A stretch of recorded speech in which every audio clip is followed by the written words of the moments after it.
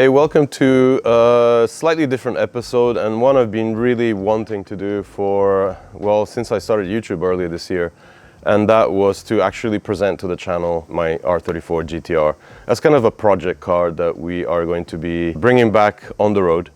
And I say that because this car's kind of been, I wouldn't say neglected or kind of abandoned, but let's just say I put it to the side about 5 years ago now, 4 or 5 years ago. Mainly because, you know, life got busy. We have small children and there was a lot of stuff that was happening, and I didn't want to sacrifice doing the right thing with the GTR. And at the same time, you know, prices went a little bit crazy, as they continue to do so today, to this day.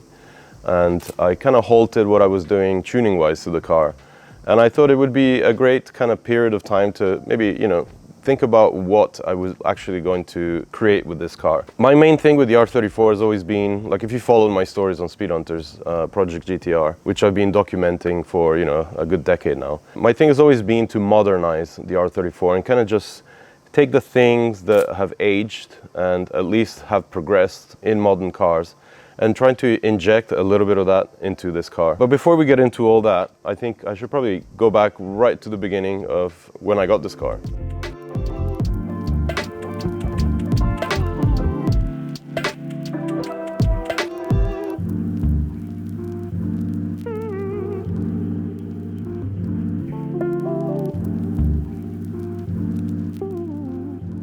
So the year was 1999. It was basically the launch of the car, and this was delivered in late March 1999. So I've had this since new for 24 years, which is insane if I think about it now. I mean, it just blows my mind that I've had a car for so long. And I've only ever tried to kind of use it in a fun way. It's never been used for like long trips or, you know, doing kind of daily drives. It's always been a fun toy for the weekend or, you know, maybe the odd track day. And of course, with it, my attempt at perfecting what I thought was supposed to be my image of the perfect GTR at that time. Of course, it's all shifted forward about a decade now, so there's definitely things I will go back and change because I not regret them, but, you know, things have progressed, new things have come out, new products, new parts, new know-how. So basically, up until, I guess, 2018, when this car was at Tokyo Auto Salon, that was pretty much my perfect image of what the R34 should have been like. So I got a bit of catching up to do, and starting with actually getting it on the road. So it's been off the road for 5 years, which means I need to get back to the regular maintenance, check things over, and get it shakened again. So the yearly, well, bi-yearly Japanese roadworthiness test that I need to do. After that's done, car needs to be mapped. So we did fit HKS turbos at Dolak back in the day, and along that an Elite 2500 Haltech ECU,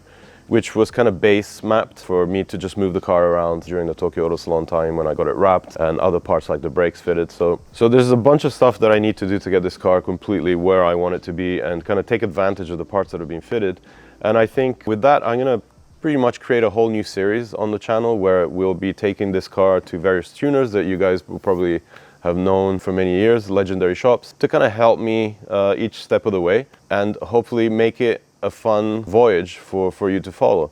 And with that, you know, we'll try and do shop tours and kind of talk to tuners that have been, you know, building cars like the GTR for so many decades here in Japan, and just kind of get their lowdown on what the whole GTR world is all about now that, you know, things have progressed, values have shot up to the stars, and so many cars are leaving Japan because so many foreigners are picking these very rare cars up. And there's so much that I want to do to this car to get it, you know, pretty much the kind of level that I've imagined for so many years. So I think it's going to be an exciting journey. I'm really looking forward to kind of sharing it with you all. So, you know, I hope we get as many updates on this car as possible over the coming months. And with that, it will also be the first project car of many. There's a few other cars I want to introduce to the channel, but the GTR is first.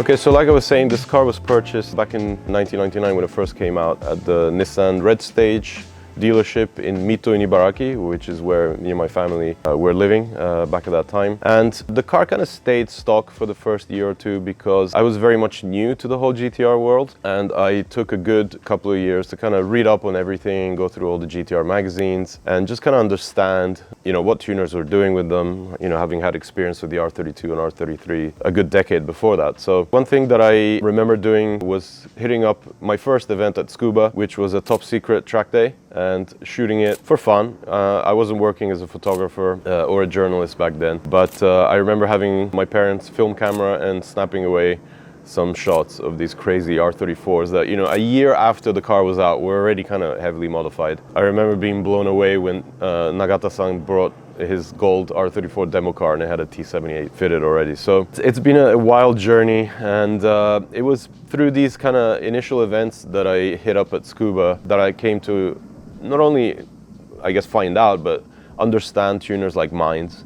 And they were the first shop that I took the car to, probably in 2002 or 3 now. I'll have to look it up. But I just wanted to kind of take that initial step to wake up the RB26. So basically, it was a full exhaust system, an HKS EVC boost controller fitted to the car, and their Minds VX ROM ECU kind of retune. I remember picking the car up and driving it for the first time after this initial kind of modification, and just being blown away. Kind of, you know, for the first time feeling what an RB26 should have been like, instead of this you know, 280 PS limitation that, you know, manufacturers in Japan kind of agreed to stick to in that period. It kind of snowballed after that. I didn't really do much engine work per se.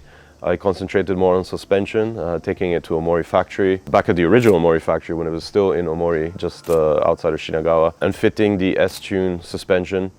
And along with that, these C28Ns that the car is actually running to this day. These are 19s, by the way, which was something really new to be doing back then, because in 2003, not a lot of 34 owners were running 19s. Everybody was sticking to, you know, the safe 18 by 9.5 kind of sizing. Weren't playing around with too much aggressive offset, but I wanted to stand out a little bit, and that's why, working with Rays, I kind of decided to go with the 19s.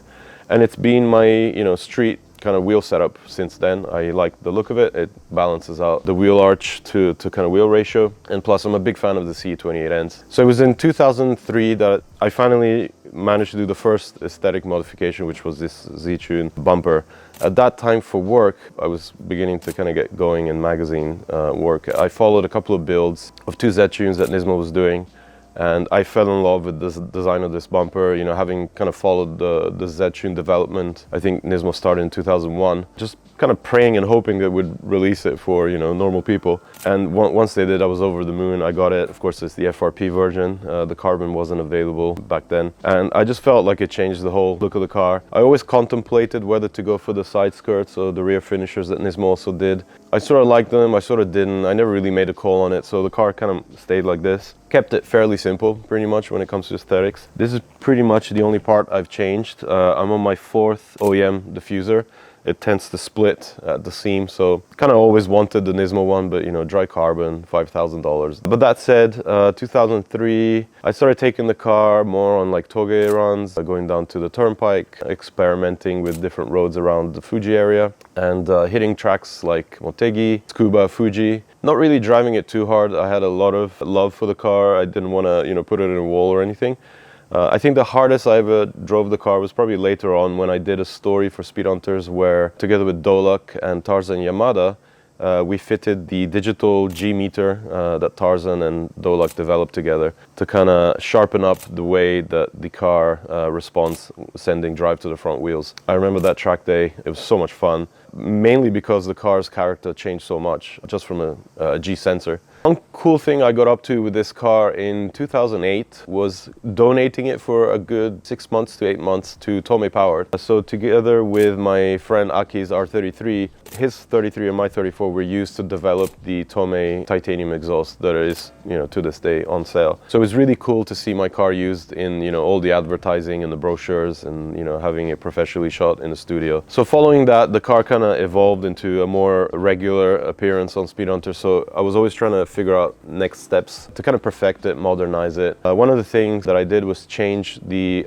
ignition coils and got rid of the actual cover in the middle of the RB26. Something that I'm actually going to be going back and fitting even more modern coils now that actually fit within that, just to keep it more clean. That was kind of a prequel to the work that came afterwards, which was getting the Minds ECU taken away and replaced with a Haltech Platinum computer. Shortly after that, Haltech released the Elite 2500, so I quickly swapped ECUs and went for the more modern, more programmable, more kind of like easier to use computer. What followed afterwards was I had to get the car ready for the Tokyo Auto Salon in 2018, and that's where I collaborated with HKS. It was time to finally, you know, take advantage of all the parts that would be kind of renewed in the HKS range, starting with some GT3 turbos, which replaced the 2530s.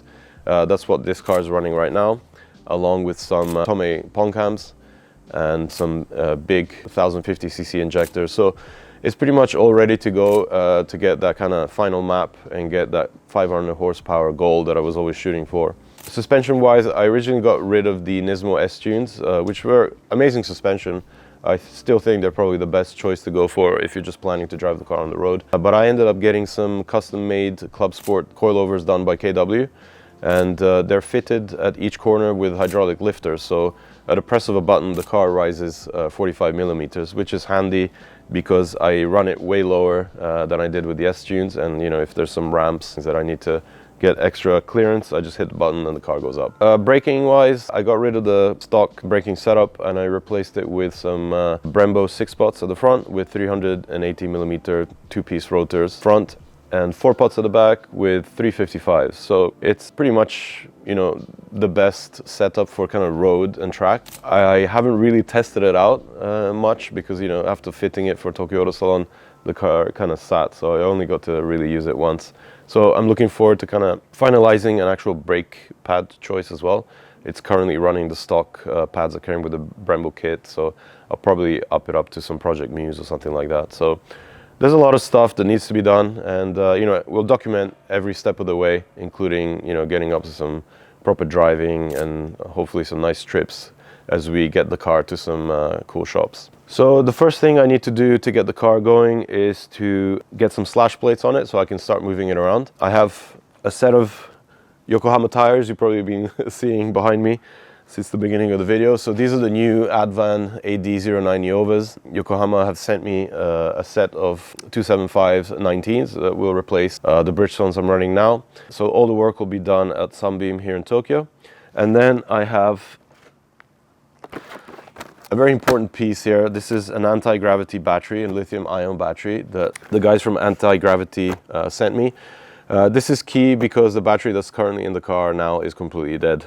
So getting life into this car is going to be priority number one.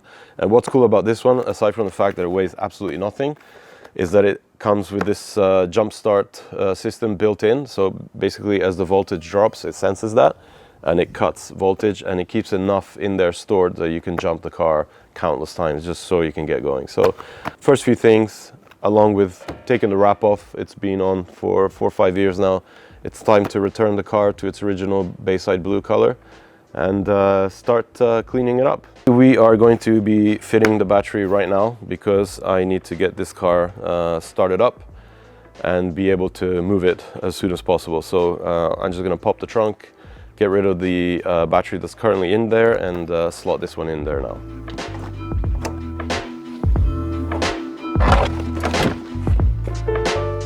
Sort of blows me away how incredibly light this lithium battery is from Anti-Gravity. It's crazy. And it comes with 2 key fobs, so you can keep on your key and you can hit this and activate the jump start feature if your voltage is dropped. I should probably mention that I'm not really the kind of guy that works much on these cars. I usually end up breaking stuff, losing bolts and screws and screwing it up, so that's why I plan to go to proper shops. So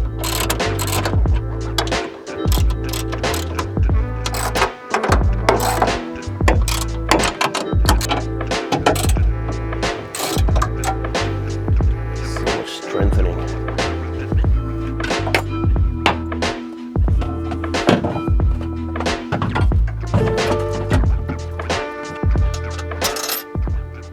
Probably like a good year since I turned this over.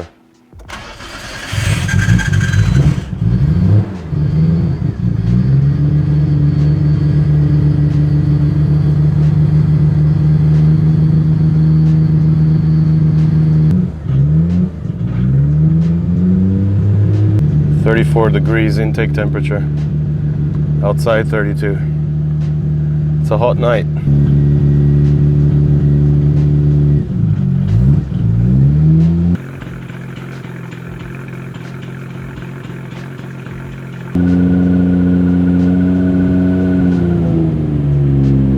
Okay, so there it is. I'm drenched, probably not the best of ideas, trying to get my semi-abandoned project going in the middle of July, but it was a success thanks to the guys at Anti-Gravity. They gave me a battery which basically fit in beautifully in the spot that the GTR has in the trunk, and it's literally a tenth of the weight of the other battery I had in there.